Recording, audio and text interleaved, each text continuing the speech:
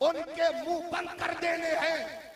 آپ نے بتانا ہے وہ مائیں بانجھ ہو گئی ہیں جن کے بچے بریانی کی پلیٹوں پہ بکتے تھے.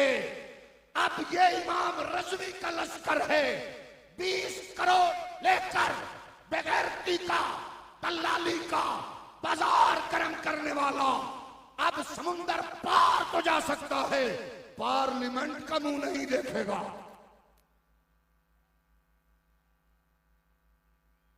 یہ آپ کے ذمہ ہے، یہ آپ نے کرنا ہے، اور انشاءاللہ یہ جاگ گئے ہیں، یہ لشکر جاگ رہا ہے. آپ کے نعروں نے ان کو دن میں تارے دکھا دیے ہیں.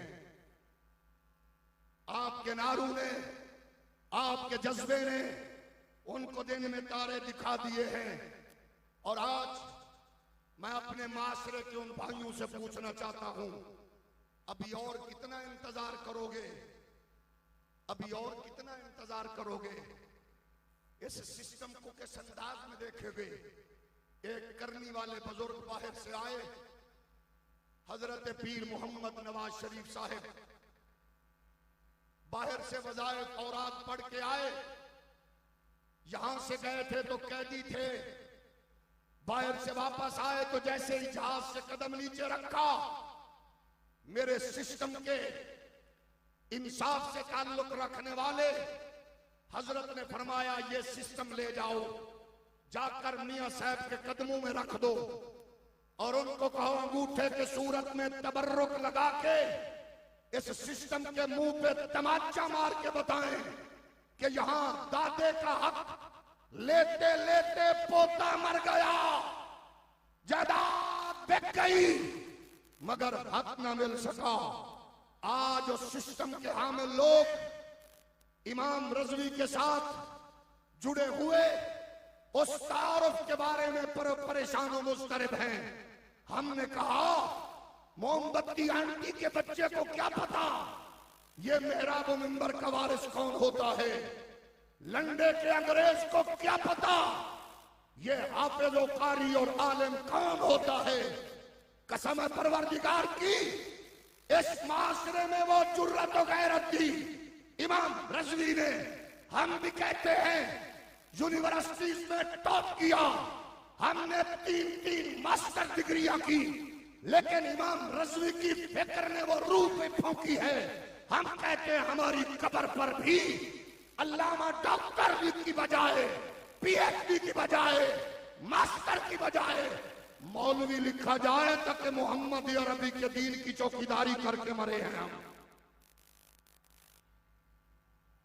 اس سے بڑا اعزاز نہیں ہے ہمارے لیے، یہ سب سے بڑا اعزاز ہے.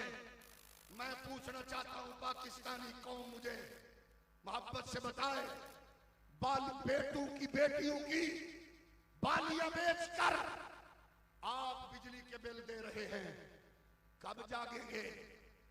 مائیں بیٹیوں کا جہیز بیچ کر ایک بیٹے کو تعلیم دیتی ہیں، پھر اسی بیٹے کو دوسری بیٹی کا جہیز بیچ کر یورپ کے راستے پر وہ مسافر بناتی ہیں، اور پھر چند ماہ کے بعد خبر آتی ہے 5 بہنوں کا اکلوتا بھائی ترکی کے بارڈر پہ مارا گیا.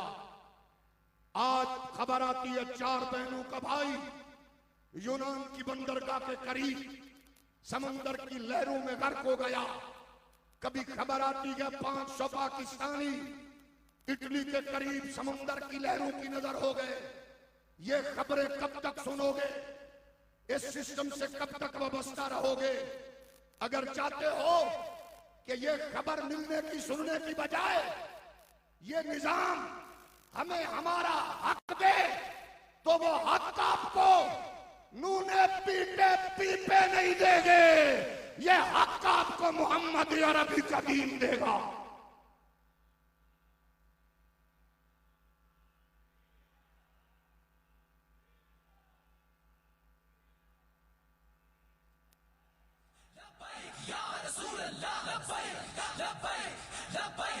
یہ بات پوچھنا چاہتا ہوں، محراب و منبر سے گھسیٹ کر جیلوں اور تھانوں میں بند کرنے والوں، ہمیں اتنا بتا دو، پاکستانی نیاب ایک بدماش عورت، امریکن سٹیزن انیلا علی نامی وہ غلیظ عورت یہودیوں کے اجتماع میں کھڑے ہو کر اس نے پاکستان کی توہین کی ہے، اس نے اسلام کی توہین کی ہے، اس نے امت کی توہین کی ہے۔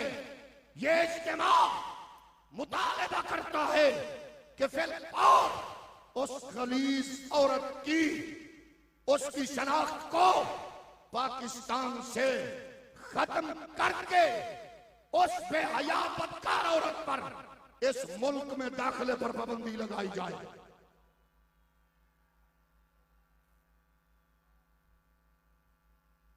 یہ اس لیے کہ ہم کل بھی میدان میں تھے، آج بھی ہیں، اور نبی کے غلاموں، رات کے اس پہر صرف آخر میں آپ سے اتنا کہوں گا، جو لوگ اس چراغ کو بجھانے میں آج بھی پر تول رہے ہیں، وہ اپنی یہ گھٹیا خواہش، اپنے یہ غلیظ فرسودہ سوچ سمیت وہ اجڑی ہوئی قبروں میں اور منو مٹی تلے وہ جانے والے ہیں۔ آپ کو سسٹم تباہی بربادی کی طرف لے جائے گا جو آپ نے اغیار کے اشاروں پہ چلایا، لیکن آپ کو